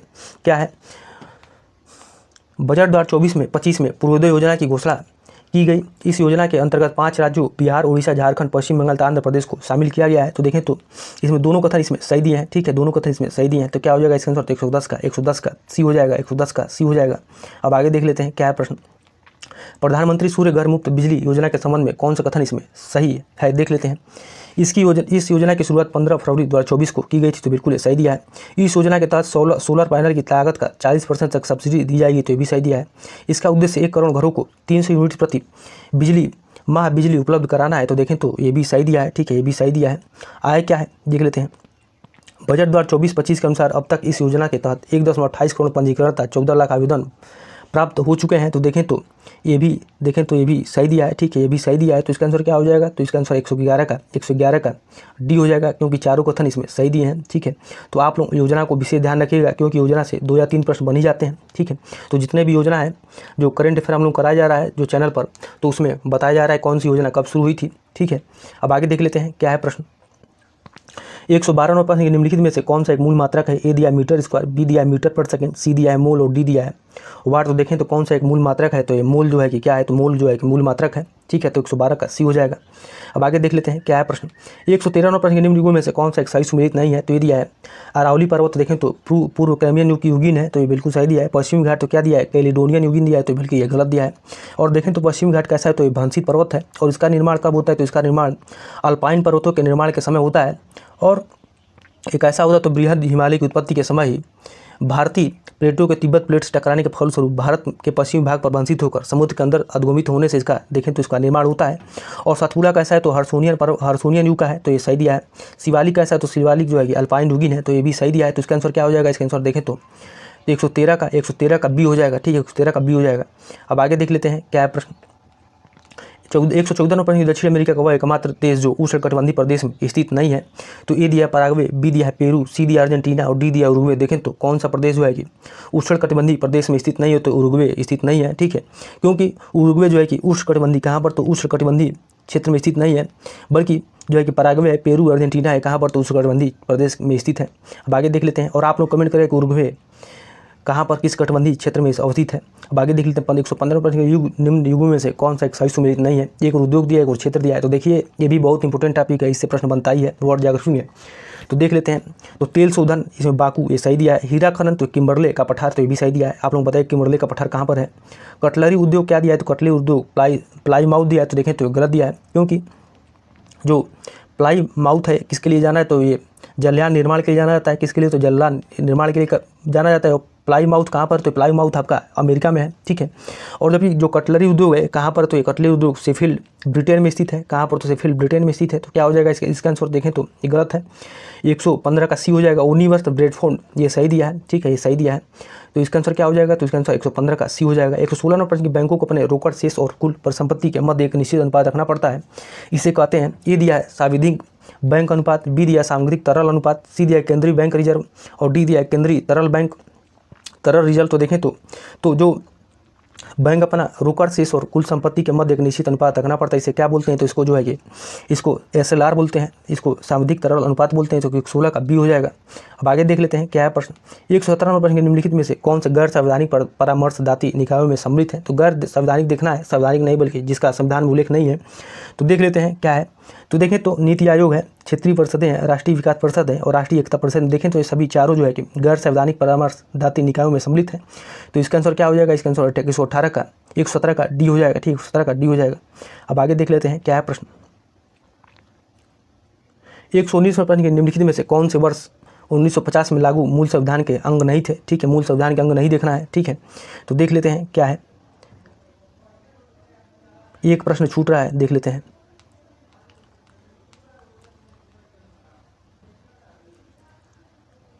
एक 118 प्रश्न की इस नली में कोई द्रव किस सीमा तक बढ़ेगा, यह निर्भर करता है किस नली के। ए दिया घर्षण पर, बी दिया त्रिज्या पर और सी दिया बनावट पर और डी दिया स्थूलता पर। तो देखें तो किस पे निर्भर करेगा, ये तो त्रिज्या पर। 118 का बी हो जाएगा। ठीक है, और देखें तो किस नली एक बहुत ही कम एवं एक समान त्रिज्या वाली खोखली नली होती है और इसमें कोई द्रव या किसी सीमा तक चढ़ेगा या किस नली की त्रिज्या पर देखें तो ये निर्भर करता है। तो 118 का बी हो जाएगा। अब आगे देख लेते हैं। तो 118 19 नंबर प्रश्न क्या है, तो निम्नलिखित में से कौन से वर्ष 1950 में लागू मूल संविधान के अंग नहीं थे। तो देख लेते हैं। तो देखें तो 1950 में लागू जो संविधान था, मूल संविधान, तो उसमें अंग नहीं थे। तो समाजवादी भी नहीं था, धर्मनिरपेक्ष भी नहीं था, अखंडता भी नहीं था। तो क्या हो जाएगा 119 का सी हो जाएगा। बल्कि संपूर्ण प्रभुत्व संपन्न था। तो 1950 में जब लागू हुआ था तो मूल संविधान में था। ठीक है। और देखें तो जो संविधान शोधन अधिनियम 1976 आया तो उसमें क्या क्या जोड़ा गया, तो उसमें समाजवादी, ठीक है, धर्मनिरपेक्ष और अखंडता शब्द को जोड़ा गया था। ठीक है। तो क्या हो जाएगा इसका आंसर, तो इसका आंसर 119 का सी हो जाएगा। अब आगे देख लेते हैं। 120 नंबर प्रश्न के निम्नलिखित पर विचार करें। उपरोक्त प्रमुख नगर स्थित है। तो मार्सेलीज, आर्लियंस, एंग्स, ठीक है, और क्या दिया है एंग्स के बाद से नांसी। तो देखें तो जो ये प्रमुख नगर कहाँ पर स्थित, तो ये ब्रिटेन में है। ठीक है, ब्रिटेन में। तो ऐसे ही प्रश्न आ सकता है मैपिंग से। तो मैपिंग पे आप लोग विशेष ध्यान दीजिएगा। तो 120 का डी हो जाएगा। सॉरी 120 का क्या हो जाएगा, 120 का ई हो जाएगा। ये कहाँ पर, तो फ्रांस में। मार्सेलीज, आर्लियंस, एंगेस और नांसी ये कहाँ पर, तो फ्रांस में। 120 का ई हो जाएगा। अब आगे देख लेते हैं, फ्रांस में है। अब आगे देख लेते हैं। 121 नंबर प्रश्न है कि आईची लक्ष्य का संबंध किस एक से। ए दिया पर्यावरण प्रदूषण से, बी दिया विश्व विरासत के संरक्षण से, सी दिया है जैव उपचारों की तकनीक सूची से, और डी दिया जैव विविधता संरक्षण से। देखें तो आईची लक्ष्य का संबंध किस एक से है, तो 21 एक से, तो ये जैव विविधता संरक्षण से है। तो 121 का डी हो जाएगा। 121 का डी हो जाएगा। और देखें तो आईची ये जापान के प्रांत जैसा है। ठीक है। और ये क्या है, तो 10 वर्षीय रणनीति है। ठीक है। किससे, तो जैव विविधता संरक्षण से संबंधित एक 10 वर्षीय रणनीति है। और ये कहाँ पर, तो इसकी राजधानी क्या है, जापान की राजधानी क्या है, तो नगोया है। ठीक है, आप लोग भी ध्यान रखिएगा। अब आगे देख लेते हैं क्या प्रश्न। 122 नंबर निम्नलिखित में से कौन से टैगा वनी बायोम की विशेषता है। यह विश्व का सबसे बड़ा आर्थिक बायोम है। इस बायोम में सबसे अधिक मुलायम लकड़ी पाई जाती है, प्राप्त होती है। यह शंकुधारी वृद्धों की यहाँ पर वृक्षों की प्रधानता है। और ये देखें तो चौथा कथन क्या, तो उपरोक्त सभी देखें तो इसमें जो टैगा वनी बायोम के बारे में बताया विशेष, तो देखें चारों विशेषताएं इसकी सही है जो दिया हुआ है। तो चारों सही हो जाएगा। तो उपरोक्त सभी हो जाएंगे। तो 122 का डी हो जाएगा। अब आगे देख लेते हैं क्या है प्रश्न। निम्नलिखित में से कौन सा एक प्रकाश के व्यक्तिकरण का उदाहरण है। ए दिया समुद्र के पानी का नीला दिखाई देना, बी दिया सूर्य का सफ़ेद दिखाई देना, सी दिया है वायुमंडल का काला दिखाई देना, और डी दिया है साबुन के बुलबुले का रंगीन दिखाई देना। तो देखें तो प्रकाश के व्यक्तिकरण का उदाहरण क्या है, तो साबुन के बुलबुले का रंगीन दिखाई देना। तो 123 का डी हो जाएगा। अब आगे देख लेते हैं क्या है प्रश्न। अब 124 नंबर प्रश्न, भारत में 4 शीर्ष बाजरा उत्पादक राज्यों का सही क्रम कौन सा है। तो ए दिया राजस्थान उत्तर प्रदेश गुजरात हरियाणा, बी दिया है गुजरात राजस्थान मध्य प्रदेश उत्तर प्रदेश, सी दिया है राजस्थान मध्य प्रदेश गुजरात उत्तर प्रदेश, और डी दिया राजस्थान हरियाणा उत्तर प्रदेश गुजरात। देखें तो बाजरा में शीर्ष उत्पादक राज्य का सही क्रम क्या क्या है, तो सबसे ज़्यादा कहाँ पर होता है, तो राजस्थान में। ठीक है, कहाँ पर, तो राजस्थान में। उसके बाद से राजस्थान के बाद से उत्तर प्रदेश में, उसके बाद से गुजरात में, फिर तब जाके हरियाणा में। तो क्या हो जाएगा इसका आंसर, उसके बाद से मध्य प्रदेश में, एमपी में। तो इसका आंसर क्या हो जाएगा, 124 का ये हो जाएगा। अब आगे देख लेते हैं क्या है प्रश्न। 125 प्रश्न के निम्न में से कौन से शाख मुद्रा के प्रचलित रूप हैं। एक पहला दिया है चेक, दूसरा दिया हुंडी, तीसरा दिया विनिमय पत्र और चौथा दिया है बैंक ड्राफ्ट। देखें तो शाख मुद्रा से प्रचलित रूप कौन सा है, तो ये चारों जो कथन है, चेक भी है, ठीक है, चेक भी है, हुंडी भी है, विनिमय पत्र भी है और बैंक ड्राफ्ट भी है। तो 125 का ये हो जाएगा। अब आगे देख लेते हैं 126 पर निम्न कथनों पर विचार कीजिए। देख लेते हैं क्या है। 1950 में राष्ट्रीय नमूना सर्वेक्षण कार्यक्रम एनएसएसओ का गठन किया गया, जिसे 2019 में केंद्रीय सांख्यिकी संगठन एनएसओ का नाम दिया गया। तो बिल्कुल ये सही कथन दिया है। दूसरा कथन है कि उपभोक्ता मूल्य सूचकांक आधारित मुद्रास्फीति की दर के आंकड़े राष्ट्रीय सांख्यिकी कार्यालय द्वारा संग्रहित किए जाते हैं। तो देखें तो दोनों कथन इसमें सही है दिए हैं। तो क्या हो जाएगा इसका आंसर, तो 126 का सी हो जाएगा। 127 प्रश्न के मई 2024 में यूनेस्को की memory of the world register में भारत के 3 ऐतिहासिक पांडुलिपियों को शामिल किया गया। निम्नलिखित में से कौन सी इसमें सम्मिलित नहीं है। ठीक है, इसमें कौन सी इसमें सम्मिलित नहीं है, तो देखें तो पहला ए दिया रामचरितमानस, बी दिया भगवत गीता, सी दिया पंचतंत्र और डी दिया सुहृद लोकलोचन। तो देखें तो इसमें कौन सा इसमें सम्मिलित नहीं, तो भगवत गीता इसमें सम्मिलित नहीं है। ठीक है, अब आगे देख लेते हैं क्या है प्रश्न। 128 प्रश्न मई 2024 में किस राज्य सरकार द्वारा वनाग्नि को रोकने हेतु पिरू लाओ पैसा पाओ मिशन की शुरुआत की गई। तो ये कहाँ पर हुआ है, तो उत्तराखंड में। ठीक है, उत्तराखंड में। तो क्या हो जाएगा 128 का सी हो जाएगा। ठीक है, 128 का सी हो जाएगा। अब आगे देख लेते हैं आगे 129 प्रश्न की मई 2024 में दूरदर्शन चैनल डीडी किसान द्वारा भारत के सरकारी प्रसारण इतिहास में किस नाम से पहले एआई एंकर को पेश किया गया। ठीक है, पहले एआई आर्टिफिशियल इंटेलिजेंस एंकर को पेश किया गया है। तो देखें तो क्या नाम है उसका, तो क्रिस है और भूमि है। ठीक है, क्रिस और भूमि है। तो क्या हो जाएगा इसका आंसर, तो इसका आंसर सी हो जाएगा। 129 का सी हो जाएगा। ठीक है, 129 का सी हो जाएगा। अब आगे देख लेते हैं 130 प्रश्न के मई 2024 में निम्नलिखित में से किस संगठन के क्या दिया है, किस संगठन के 6 देशों ने रूस के विरुद्ध एक ड्रोन दीवार बनाने की घोषणा की है, तो ये दिया है यूरोपीय संघ, बी दिया है नाटो, सी दिया है पेक, डी दिया है G7।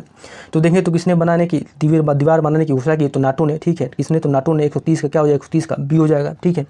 और आप लोग बताइए कि नाटो का मुख्यालय कहाँ पर है, आप लोग जरूर कमेंट करेगा। और इन देशों में कौन कौन शामिल है, तो लिथुआनिया है, ठीक है, लाटिक्स है, एस्टोनिया है, पोलैंड है, ठीक है, पोलैंड है, उसके बाद फिनलैंड है और नॉर्वे है, ठीक है। अब आगे देख लेते हैं क्या है प्रश्न। 131 नंबर प्रश्न है कि मई 2024 में जारी वेल्थिएस्ट सिटी रिपोर्ट 2024 के अनुसार निम्नलिखित में से किसे विश्व का सबसे अमीर शहर घोषित किया गया है, ए दिया वियना ऑस्ट्रेलिया, बी दिया टोरंटो कनाडा, सी दिया पर्थ ऑस्ट्रेलिया और डी दिया है न्यूयॉर्क यूएसए। तो विश्व का सबसे अमीर शहर घोषित किया गया किसको, तो किसको घोषित किया, तो न्यूयॉर्क यूएसए को, ठीक है, यूएसए को, न्यूयॉर्क यूएसए को। तो 131 का डी हो जाएगा, ठीक है। अब आगे देख लेते हैं क्या है प्रश्न। 132वां प्रश्न है कि मई 2024 में परमाणु सुरक्षा पर अंतर्राष्ट्रीय सम्मेलन का आयोजन कहाँ किया गया, तो ये दिया वाशिंगटन डीसी में, बी दिया ओटावा में, सी दिया ब्यूनस आयर्स में और डी दिया वियना में। तो कहाँ पर ये आयोजन किया गया है, तो ये वियना में। कहाँ पर, तो वियना में। 132 का डी हो जाएगा, ठीक है, 132 का डी हो जाएगा। और उसका मुख्य थीम क्या था, तो वैश्विक परमाणु सुरक्षा के भविष्य पर चर्चा करना, ठीक है, इसका थीम था। अब आगे देख लेते हैं क्या है प्रश्न। 133वां प्रश्न है कि मई 2024 में किस देश द्वारा पृथ्वी के ध्रुवों का अध्ययन करने हेतु फ्री फायर नामक लघु जलवायु उपग्रह का सफल प्रक्षेपण किया गया है, तो ये दिया है चीन में, बी दिया है रूस में, सी दिया है यूएसए में और डी दिया है भारत में। तो कहाँ पर फ्री फायर नामक लघु जलवायु उपग्रह का सफल प्रक्षेपण किया गया है, तो ये अमेरिका में किया गया है। तो 133 का सी हो जाएगा। अब आगे देख लेते हैं 134 मई 2024 में विश्व आर्थिक मंच द्वारा जारी यात्रा पर्यटन विकास सूचकांक 2024 के संबंध में निम्नलिखित कथनों पर विचार करें। इस सूचकांक में अमेरिका का शीर्ष स्थान है, ठीक है, इस सूचकांक में अमेरिका का शीर्ष स्थान है, तो देखें तो बिल्कुल सही दिया है, ठीक है, सही दिया है। इस सूचकांक में भारत का 39वां स्थान रहा, तो ये भी सही दिया है। तो क्या हो जाएगा, 134 का सी हो जाएगा, ठीक है। अब आगे देख लेते हैं 135 प्रश्न मई 2024 में WHO द्वारा किस रोग के निवारण हेतु टैक 003 नामक एक नए टीके को मंजूरी प्रदान की गई। ए दिया है कोरोना के, बी दिया है डेंगू के, सी दिया है मेनिंजाइटिस के और डी दिया मलेरिया के। तो किसके लिए टीके की मंजूरी प्रदान की गई, तो डेंगू के लिए। 135 क्या, 135 का बी हो जाएगा। अब आगे देख लेते हैं क्या है प्रश्न। 136 मई 2024 में निम्नलिखित में किस क्षेत्रीय संगठन द्वारा महिलाओं के विरुद्ध हिंसा से निपटने हेतु पहला कानून पारित किया गया है। ए दिया पेक के, बी दिया सार के, सी दिया यूरोपीय संघ के और डी दिया इप्सा के। तो देखें तो पहला कानून पारित कहाँ पर किया गया है, तो ये कहाँ पर किया गया, तो ये यूरोपीय संघ में, ठीक है, यूरोपीय संघ में। क्या हो जाएगा, तो 136 का सी हो जाएगा। अब आगे देख लेते हैं क्या है प्रश्न। मई 2024 में भारत में किस देश की सेनाओं के मध्य सैन्य अभ्यास शक्ति का आयोजन उमरोई मेघालय में संपन्न हुआ। तो देखें तो ए दिया अमेरिका में, बी दिया है अमेरिका के, बी दिया यूके के, सी दिया ऑस्ट्रेलिया के और डी दिया फ्रांस के। तो किसके साथ हुआ है, तो ये फ्रांस के साथ हुआ है, ठीक है, फ्रांस के साथ ये शक्ति सम्मेलन हुआ है, ठीक है, सैन्य शक्ति अभ्यास हुआ है। तो 137 का डी हो जाएगा। आगे देख लेते हैं क्या है प्रश्न। मई 2024 में देश के पहले निजी लॉन्च पैड से दुनिया के पहले सिंगल पीस स्वदेशी 3D printed semi cryogenic rocket का सफल परीक्षण किया गया। इसका नाम क्या है, तो ए दिया शक्ति बाण, बी दिया है गांडीव और सी दिया है अग्निबाण और डी दिया ब्रह्मास्त्र। तो इसका क्या नाम है, तो इसका नाम जो है कि अग्निबाण है, ठीक है। 31 का क्या हो जाएगा, 38 का सी हो जाएगा। अब आगे देख लेते हैं क्या है प्रश्न। 139 प्रश्न मई 2024 में निम्नलिखित में किस स्थान पर टोक्यो विश्वविद्यालय द्वारा विश्व की सबसे ऊंची वेधशाला की स्थापना की गई। तो ये दिया अटकामा चिली में, बी दिया तिब्बत में, सी दिया है सहारा रेगिस्तान अफ्रीका में और डी दिया माउंट एवरेस्ट नेपाल में। तो देखें तो कहाँ पर किया गया सबसे ऊंची, विश्व की सबसे ऊंची वेधशाला की स्थापना कहाँ पर की गई, तो ये अटकामा चिली में। क्या हो जाएगा इसका आंसर, तो 139 का ये हो जाएगा, ठीक है। 140 प्रश्न है कि मई 2024 में निम्नलिखित में किस द्वारा मोमबत्ती वाले मोम की ऊर्जा से रॉकेट का सफल प्रक्षेपण किया गया है। तो एक दिया यूके के, बी दिया जापान के, सी दिया चीन के और डी दिया जर्मनी के। देखें तो किस देश द्वारा मोमबत्ती वाले मोम को ऊर्जा से रॉकेट का सफल प्रक्षेपण किया गया है, तो ये जर्मनी से, ठीक है। 140 का क्या हो, 140 का डी हो जाएगा। आगे देख लेते हैं 141 प्रश्न मई 2024 में निम्नलिखित में से किस लेखक लेखिका को उनके द्वारा लिखित उपन्यास कैरोस के लिए वर्ष 2024 के अंतर्राष्ट्रीय बुकर पुरस्कार से सम्मानित किया गया है। तो ये कहाँ की हैं, तो ये कहाँ की हैं देख लेते हैं। तो ये कहाँ की, तो ये कौन है, तो ये जैन एपेनबैक हैं, ठीक है। तो क्या हो जाएगा इसका आंसर, तो 141 का ये हो जाएगा, ठीक है। ये कहाँ की है, आप लोग जरूर कमेंट करिएगा कि ये कहाँ की है, ठीक है। अब आगे देख लेते हैं क्या है प्रश्न। 142 प्रश्न की मई 2024 में मनाए गए निम्नलिखित में से किस दिवस की मुख्य विषय वस्तु योजना का हिस्सा बनी थी। तो देख लेते हैं। ए दिया विश्व मेट्रोलॉजी दिवस, बी दिया विश्व तंबाकू दिवस, सी दिया अंतर्राष्ट्रीय जैव विविधता दिवस और डी दिया विश्व भूख दिवस। देखें तो अंतर्राष्ट्रीय जैव विविधता दिवस कि मुख्य विषय क्या थी, तो योजना का हिस्सा बने, ठीक है। तो क्या हो जाएगा 142 का बी। और आप लोग कमेंट करें कि अंतर्राष्ट्रीय जैव विविधता दिवस कब मनाया जाता है, विश्व तंबाकू दिवस कब मनाया जाता है और विश्व भूख दिवस कब मनाया जाता है, ठीक है। कमेंट का इंतजार रहेगा। तो 142 का सी हो जाएगा। 143 प्रश्न मई 2024 में संयुक्त राष्ट्र महासभा द्वारा अपनी 80वीं पूर्व बैठक के दौरान निम्नलिखित में से किस तिथि को विश्व फुटबॉल दिवस मनाने की घोषणा की गई है, ठीक है। तो ए दिया 22 मई को, बी दिया 25 मई को, सी दिया 27 मई को, डी दिया 30 मई को। तो कब मनाया जाएगा विश्व फुटबॉल दिवस, तो 25 मई को। 143 का बी हो जाएगा, ठीक है। अब आगे देख लेते हैं क्या है प्रश्न। 144 में प्रश्न के निम्नलिखित में से किस भारतीय आईटी कंपनी द्वारा मई 2024 में पेरिस फ्रांस में पहले ह्यूमन सेंट्रिक एआई सेंटर की स्थापना की गई? तो ये दिया टीसीएस में, बी दिया एचसीएल, सी दिया विप्रो और डी दिया इन्फोसिस। तो देखें तो पेरिस फ्रांस में पहले ह्यूमन सेंट्रिक एआई सेंटर की स्थापना कहाँ पर की गई? तो ये कहाँ पर? तो ये टीसीएस ने किया है। कहाँ पर? तो ये फ्रांस में। ठीक है, तो क्या हो जाएगा? 144 का ये हो जाएगा। अब आगे देख लेते हैं क्या है प्रश्न। 145 में प्रश्न कि मई 2024 में निम्नलिखित में से किस भारतीय अभिनेत्री को महिलाओं के अधिकारों के लिए खड़े होने के लिए freedom of the city of London पुरस्कार से सम्मानित किया? तो ये दिया विद्या बालन को, बी दिया अक्षय कुमार को, सी दिया जवाना आजमी को और डी दिया अनुष्का शर्मा को। तो किसको freedom of the city of London पुरस्कार से सम्मानित किया? किसको? तो अक्षय कुमार को। क्या हो जाएगा? सॉरी, ये किसको? तो शबाना आजमी को। ठीक है, शबाना आजमी को। और ये क्या है? तो महिलाओं का अधिकार के लिए खड़े होने के लिए इनको दिया गया है। ठीक है, और ये कहाँ गया? तो ये लंदन का पुरस्कार है, आप लोग ध्यान रखिएगा। तो 145 का सी हो जाएगा। 146 में प्रश्न कि मई 2024 में आतंक विरोधी सैन्य अभ्यास तर्कस 2024 का आयोजन भारत एवं किस देश के मध्य किया गया है? तो तर्कस 2024 का आयोजन किस देश के साथ हुआ है? तो ये दिया है यूके के साथ, बी दिया है अमेरिका के साथ, सी दिया है फ्रांस के साथ और डी दिया है जर्मनी के साथ। तो किसके साथ हुआ है? तो ये अमेरिका के साथ। क्या हो जाएगा? 146 का बी हो जाएगा। अब आगे है प्रश्न कि मई 2024 में लॉरेंस वोग ने किस देश के नए प्रधानमंत्री के रूप में पद ग्रहण किया? तो ये दिया सिंगापुर में, बी दिया जापान में, सी दिया दक्षिण कोरिया में और डी दिया चिली में। तो किसने जो है कि लॉरेंस वोंग ने किस देश के नए प्रधानमंत्री के रूप में शपथ लिया है, पद ग्रहण किया है? तो सिंगापुर में। ठीक है, सिंगापुर के। तो 147 का ये हो जाएगा। अब आगे देख लेते हैं क्या है प्रश्न। 148 में प्रश्न मई 2024 में निम्नलिखित में से किसके द्वारा भारतीय सेना को पहली हाइड्रोजन बस सौंपी गई है? तो ये दिया इंडियन ऑयल कॉर्पोरेशन लिमिटेड, बी दिया बीपीसीएल, सी दिया एचपीसीएल और डी दिया गेल। तो किसके द्वारा भारतीय सेना को पहली हाइड्रोजन बस सौंपी गई है? तो किसके साथ? तो इंडियन ऑयल कॉर्पोरेशन लिमिटेड के द्वारा। ठीक है, तो क्या हो जाएगा? 148 का ये हो जाएगा। अब आगे देख लेते हैं क्या है प्रश्न। 149 में प्रश्न कि मई 2024 में दूसरे अंतर्राष्ट्रीय सम्मेलन और प्रदर्शनी भारत 6G 2024 का आयोजन कहाँ पर किया गया है? तो ये दिया पुणे महाराष्ट्र में, बी दिया बेंगलुरु कर्नाटक में, सी दिया नई दिल्ली में और डी दिया गांधीनगर गुजरात में। तो देखें तो भारत 6G 2024 का आयोजन ये कहाँ पर किया गया? तो नई दिल्ली में। 149 का 149 का सी हो जाएगा। ठीक है, अब आगे देख लेते हैं क्या है प्रश्न। 150 में प्रश्न मई 2024 में केंद्रीय स्वास्थ्य और परिवार कल्याण मंत्रालय द्वारा निम्नलिखित में से किस देश में तंबाकू नियंत्रण हेतु ब्रांड एम्बेसडर किसे नियुक्त किया गया है? तो ये दिया विराट कोहली को, बी दिया है पीवी सिंधु को, सी दिया है महेंद्र सिंह धोनी को और डी दिया है दिनेश फोगाट को। तो किसको ब्रांड एम्बेसडर, तंबाकू नियंत्रण ब्रांड एम्बेसडर नियुक्त किया गया? तो पीवी सिंधु को। ठीक है, पीवी सिंधु को। 150 का बी हो जाएगा। ठीक है, तो आज ये टेस्ट नंबर 13 कंप्लीट होता है। फिर मिलते हैं नए टेस्ट को लेकर के। तो आप लोग जरूर कमेंट करिएगा कि कैसा रहा। ठीक है, तो आज के इतना ही। बहुत बहुत धन्यवाद।